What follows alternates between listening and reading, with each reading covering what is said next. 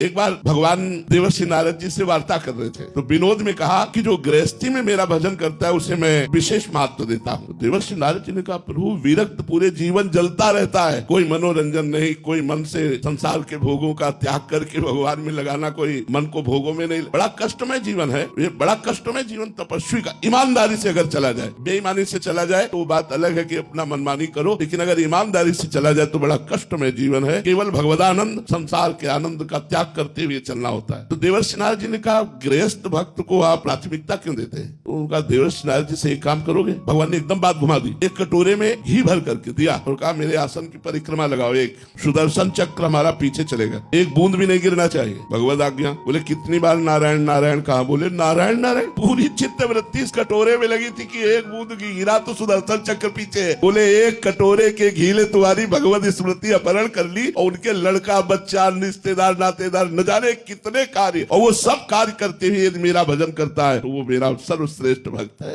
आग्नेय अस्त्र की ताकत नहीं कि हमें छेद सके, जला सके, वायु अस्त्र की ताकत नहीं कि हमें उड़ा सके, वरुणास्त्र की ताकत नहीं कि मुझे गीला कर सके, जल में डुबो सके।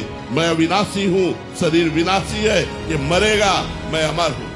विचार करो, तुम अविनाशी हो करके विनाशी शरीर के थोड़े थोड़े सुखों और दुखों में भूले पड़े हो।